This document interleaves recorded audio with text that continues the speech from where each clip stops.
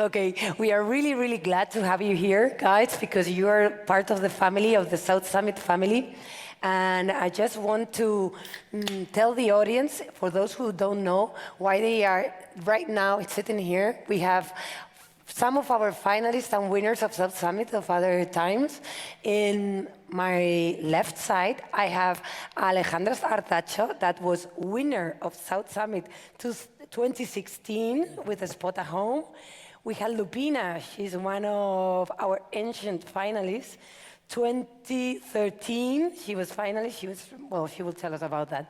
And we have Guillermo, that he was finalist not only 2016, but also 2017. Wow, That's repeating. Right. I kept on insisting and insisting, I didn't make it to the final. We're gonna see what was going on there.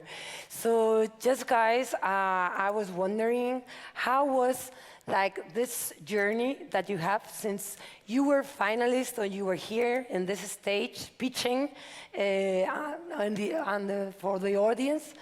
How was that journey? What has changed since you started here, or what were your first steps here in South Summit? What has changed for your different startups and yourselves? Lupina, let's start with you. Well, it has changed everything. The important thing, I believe, is that I have the same passion. Well, I believe much more passion than when I started, and that's really great for being an entrepreneur. When I started, I have the same mission as right now. It was helping improving the people's financial well-being and also their own education, no? The financial education. But we have grown so much in these years because this is, if you're an entrepreneur, you have to understand this. Our path is a slow path that you have to go and build all the blocks. And it takes time, no? It takes time to change the habits of the people to make better informed decisions, no? With their money, it's not so easy to help that way.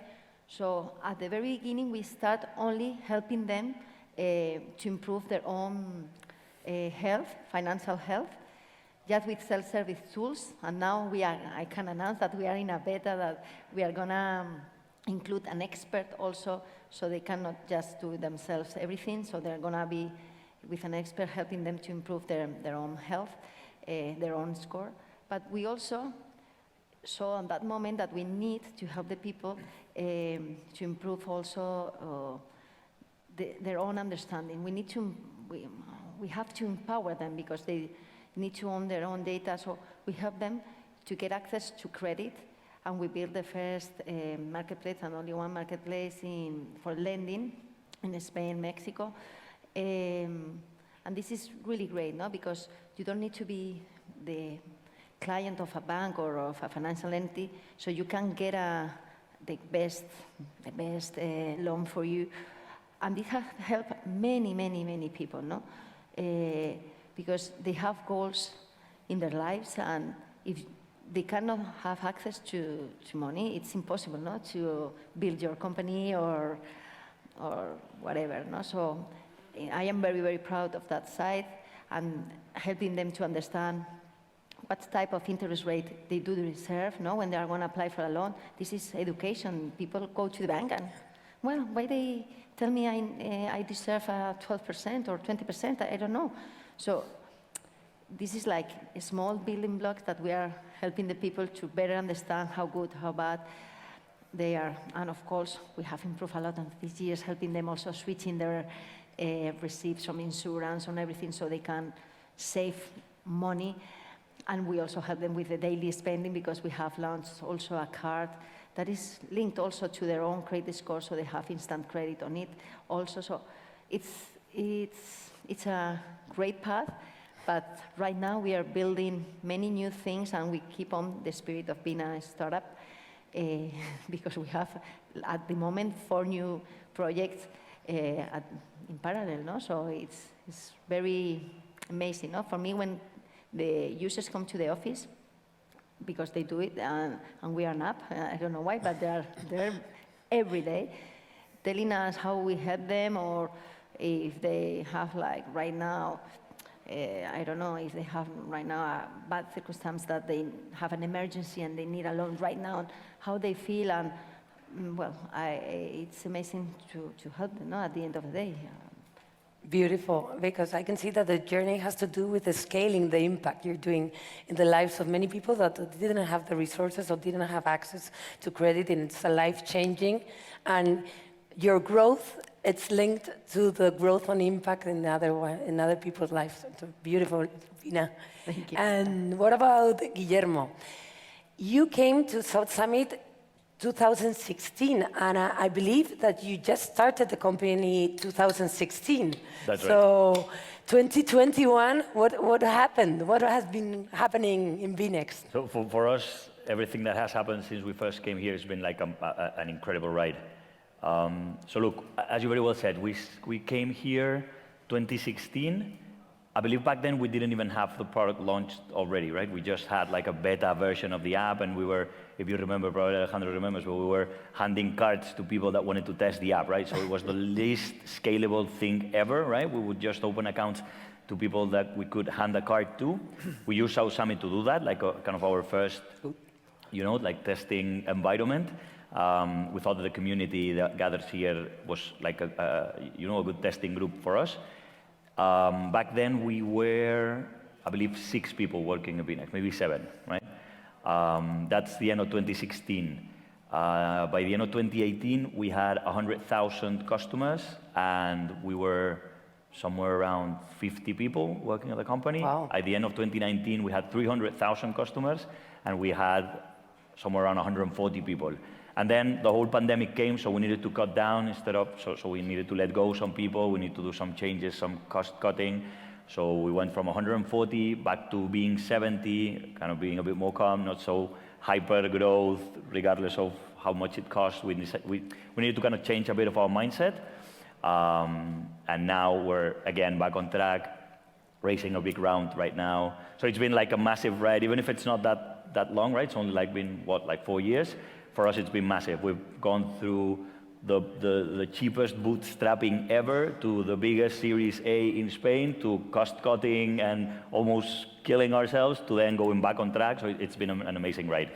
I really like what you're telling, because suddenly we get like these success stories, and as other entrepreneurs, they feel like you start like bootstrapping, but then you get that exponential growth that you were telling, and that's the beautiful way, the glamorous way, but it's not the truth. It's like, It is not. The truth is going up and down to the hill. Lubina and I, we were discussing this at the backstage before.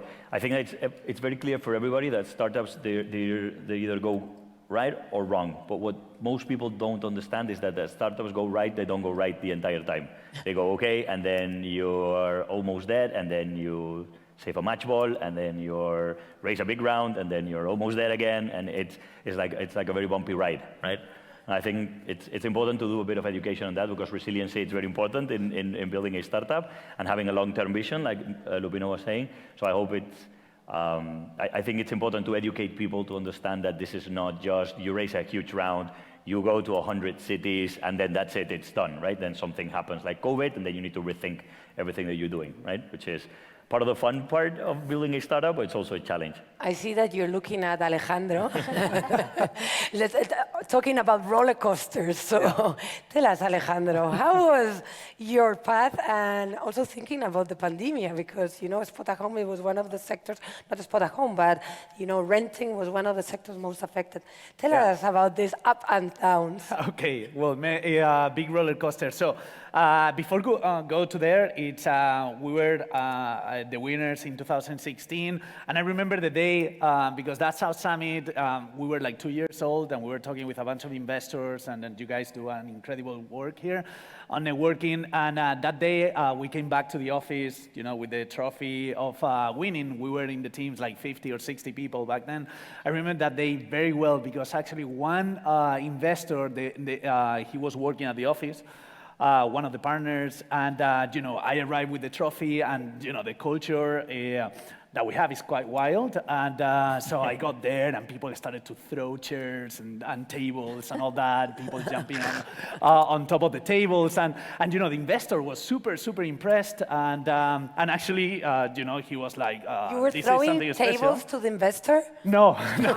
Well, he was dodging them. No, but actually, those investors, they sent us a term sheet like few weeks after for 10 million euros, And when we came to South Summit, we were 2 years old. I think we raised total 5 million euros. We were a team of 50 or 60 people. We were like in maybe 3 or 4 countries. And then, South Summit accelerated everything. So we got that term sheet. Then we closed 13.5 million. And now, with a new round that we just closed, and actually we are announcing today, we added another 25 million euros despite COVID. So we have raised now more than 82 million euros in total. So, Wow. from South Summit that it was 5 million accumulated now to more than 80 million euros in financing. I'm not saying that that's a good thing or bad, but anyways, that happened. It's impressive. Thanks. And then what is impressive is actually COVID. So COVID, as you say, COVID affected us dramatically. So we depend on international demand and people moving to cities. So when COVID arrived, we were operating in 11 cities. It was more like a city-by-city model. We had 10 offices in Europe, almost 400 people. And our revenue went to zero. So zero in like 5 days. And then also we had a bunch of cancellations. So people canceling. We had hundreds of thousands of euros per week to give back to customers. So actually our revenue was negative before even costs. But we raised some capital there, so that enabled us to do a big restructure. My advice there is when you see a big crisis coming like this, and I was asking all our investors, mentors, advisors, everyone, and everyone was saying that this was going to be a big one. So we did a huge restructure last year, and unfortunately, we had to let go 80% of the teams, reducing costs permanently. So now we have a team of 120 people. And that team is one of the things that I'm most proud of because they have done an incredible work. So despite COVID, we did that restructure and everything started to go so much better. We focused on the things that we should have focused before, that meaning automations, making everything scalable. Actually, as soon as we started to do that, our unit economics started to be super well. So we decided to expand to 100 cities, 28 countries. We launched a new product that I think is innovative across all Europe, which we guarantee full rentals to landlords anywhere in these 28 countries. We do damages protection of the houses, and also for tenants, they can rent without paying any deposit in any of the 28 countries. I think we are the only ones offering that. So we did all of that during COVID. And the result is that we went from losing a bunch of money, a lot of money, to being profitable now. Wow. So now we are profitable, and we just closed a total round of 25 million euros, been most of it now. So and for the first time, now we have financing for pure growth and not for survival, which was a little bit before. Before it was growth and survival. You were always thinking on your runway. But now really we are owners of our destiny. So I couldn't be any happier. I like the optimistic way. It's like you see these entrepreneurs, they had the worst time ever, and they were like, no, that was an opportunity, you see. Yeah. And also personally, because at the end we are all humans, and being a founder is tough, right? So I think COVID for me, I don't know for you guys, but it helped me a lot personally as well. And we can talk about that later. That's great. No, yeah, we have to talk about that because I think that we need that reinforcement and these like group sessions, these therapy sessions among entrepreneurs and founders, it's a good thing because taking tough decisions, it's like your daily life. And do you see, Lupina, that this growth has to do with your own path or also has to do with the ecosystem of the Spanish ecosystem? The ecosystem in Spain has grown a lot. When I started, there weren't even VCs for 8 stages. So right now, I believe for an entrepreneur, it's much more easy just to build a startup right now here in Spain because we have the proper ecosystem. We have South Summit, for example, that you do this great networking. You have all these VCs for the early stages, seed stages. So I believe it's much more simple. We do not have right now in Spain VCs for the growth states, I believe. We must go outside. I knew Telefónica announced that it's going to be also now a VC for growth, but that is very complicated here in Spain, or I don't know for you guys, but when you are in the growth states, you must go and seek outside, no? And if, right now, of course, we are not seeking for money. We are great, but you are an entrepreneur. If you want to grow in the future, of course, I will need it again. So, and if you are ambitious, no? At the end of the day, you have to be ambitious because you want to make something big, no? In my way of thinking is we have helped over 1 million of people, and I want to help like millions, so that comes close to the growth stage at the end of the day. So, yes, of course, it has helped me being in Spain. It has helped me a lot, South Summit, I must tell it, no? For all the events I've been, here I feel that the networking is the, and I must say it because it's the truth, is the place to be, no? To do great networking, to really meet people that they are gonna follow you, great VCs and also providers, also corporations that you are talking, that are seeing you, because as I am a fintech company, I have to go also for other events like Money 2020, Paris Fintech Forum. They are just specialized and focused on that. But there is not so easy maybe, or Web Summit, for example, that is so huge. I love it also, but it's more complicated, and here it's very, very easy. So I recommend everyone, all the entrepreneurs, to come here to hear all the recommendations and to be close to your team, really.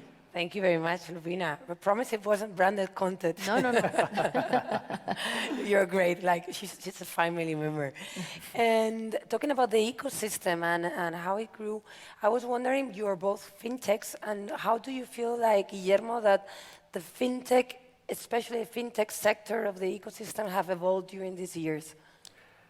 So look, when we started BNext in the Spanish FinTech Association, I think we were somewhere around 50 members, 60 members, something like that. Today, it's north of 400, right? So it's a lot of fintech projects that have evolved and appeared and grown in the last few years. I think a big part of the reason why this is happening is because regulatory bodies in Spain are starting to be a bit more flexible. I'm not saying it's easy to get a license from the regulatory bodies, but it is feasible, which it wasn't in the past, right? And now you can do it. And in our own experience, the communication that you can have with anti-money laundering authorities, Bank of Spain, and regulatory bodies in general, it's a lot more fluent than what you could have a few years back, right? So I think that that has helped a lot. The sandbox, of course, is a great success, but also the regulatory bodies themselves have had a kind of a change in their mindset. That combined with the fact that, as Lupina was saying, it's quote-unquote easier to access capital right now. There's a lot more interest from international funds that are looking into Spain. There were some people that were precursors here, that were pioneers here, right? Alejandro was traveling worldwide to raise money from US investors and stuff, where pretty much nobody was doing that. Some other examples. Me, myself, I needed to travel Europe-wide, US-wide to be able to raise the kind of money we needed to develop BNext.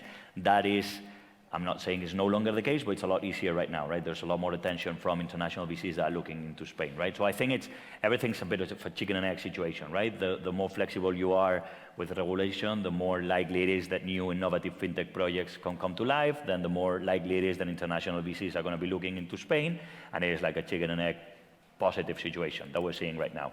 Plus, Spain is always being looked, at least from my perspective, is Spain, everybody considers it a good bridge to Latin America, right?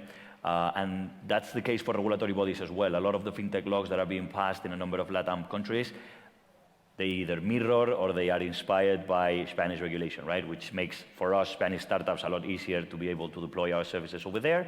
Plus, it gives European VCs kind of some more comfort that we can navigate that region better, right? So I think overall the situation has evolved very positively. Of course, there are still some things that we would need to improve.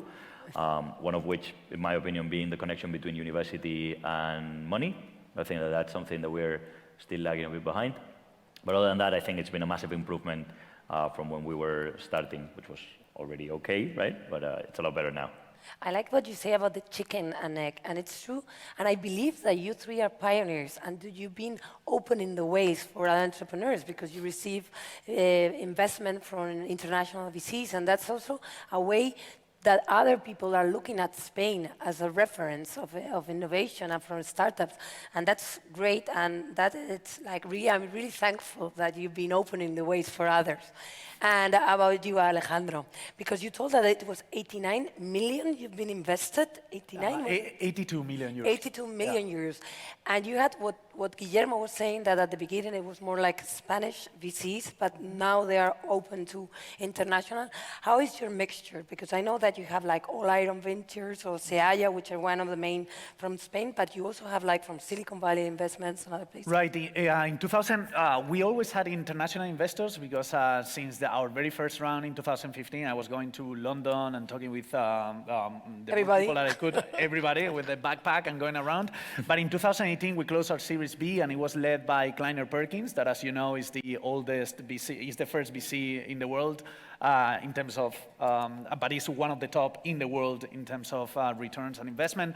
So they led our Series B, and it was the first time ever that they invested in Spain. Actually, I think it was the first time ever that a top tier one Silicon Valley VC invested in a Spanish-based startup here, so I'm very proud of that because then, you know, more Silicon Valley VCs have invested in Spanish startups, so I'm very happy for that. It's amazing, and it's a good example for all of us. And talking about examples, I was wondering, now looking back, what would be the piece of advice that you will tell our 100 finalists of this edition or others, personally and professionally? I want to start with you, Arnacho. Okay, to finalists, well, advice, one advice or a few quickly? Quickly. All right, so I think you know, one of the biggest learnings when you are in the long term is that this is a marathon. So a mistake that I made is that I was taking this thing as a sprint, and then at the end we are all humans. We have a body, we have a certain level of energy. So you got to take care of yourself and invest on yourself first. I learned that in COVID times, but up until COVID, I was doing a very bad job on that. And if you are healthy, you are good, and the company is going to go much better.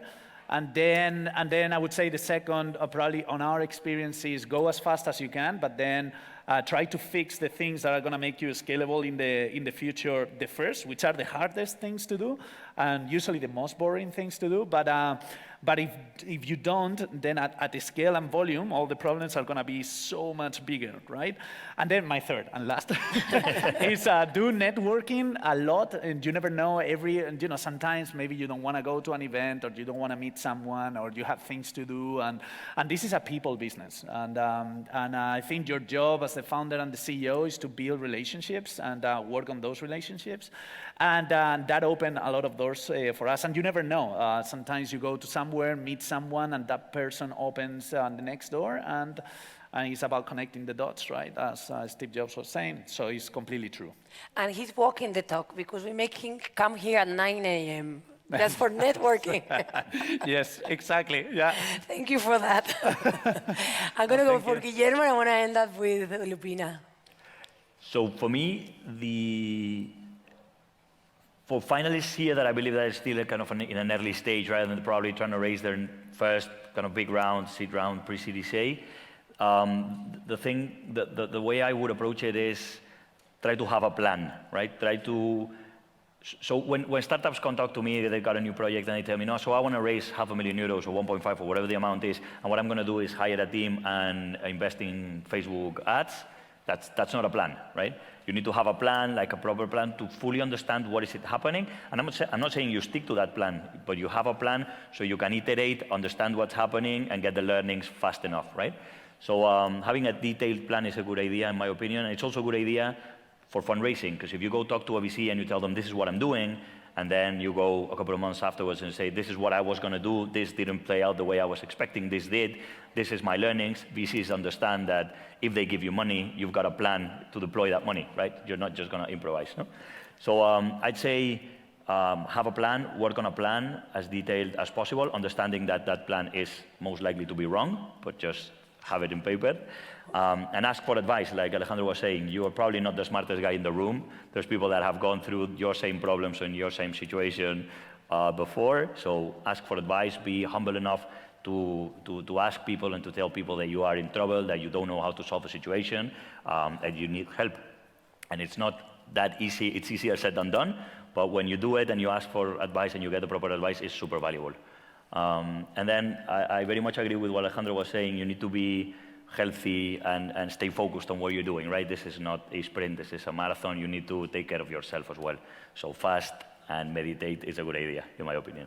talking about Vice, I would say our 100 finalists that we have very good mentors here that they should connect them. And Lupina, what about you? What are your wise words?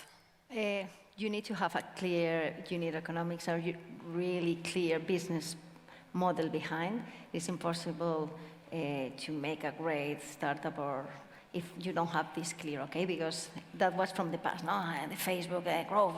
No. Please bear in mind a business model. It's very important, and more in these days.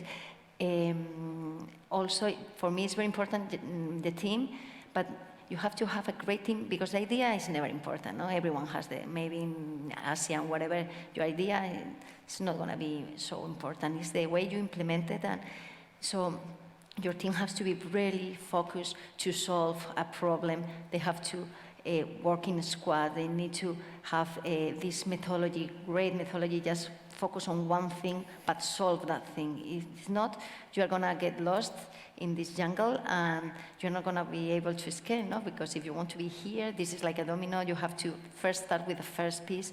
And so focus, please, in the one thing that is important for you. Because if not, it's going to be really, really difficult, I believe. And also, that's my last one, you have to have great partners. Cosillos, I start with Sergio, my co-founder. Well, we've been working since 2002 or something like that, or like a long way. Because you're going to have bumps and downs. And for example, we knew that we didn't want it like, we are going to build this in 2 years or 5, we are going to say, no, we want to make a huge project. We want to change the life of many people and help them at the end of the day. And this takes time. So, like to build a marketplace, you need huge amount of users, and you need to make the banks believe in you. And at the very beginning, when I was talking with the CEOs of different banks, saying, no, that's impossible. I told them, no, you're going to be provider. You need to be provider. You cannot do everything. We are the transparent one. We are always aligned with the users, and you always want to push your own product. No? So that takes time. And if you are not aligned and someone wants to do this because he just wants to be like rich or whatever, I believe if you're going to do that, you're going to fail. You have to do it, in my case, because you have passion about what you're doing, because you have ups and downs, and it's for me, Fintonic is my 4th kid at the end of the day, no? And it's true. In the personal life, you have, I believe, well, my husband, it works much more than I do at home, because I do not have the time, and he does. So believe me, we eat a lot of cocido or beans because he decides, and I say, oh my God, where is the salad? No, but he needs to be with you. No, he needs to believe on your project, because if not, this is not gonna work. No. And it's amazing what you say, and I think, I personally believe that a difference between corporates and entrepreneurs is that you are really linked in what you're professionally and your personal purpose. And that's saying that it's your 4th kid. It's like, I think it's something that I strongly see in all of you. And I was wondering, now that we are here and under the claim of South Summit, Shape the Future, and what is the future you are building right now from your companies and from your personal day-by-day investment, leaving behind some other personal things? What is the future you are trying to build?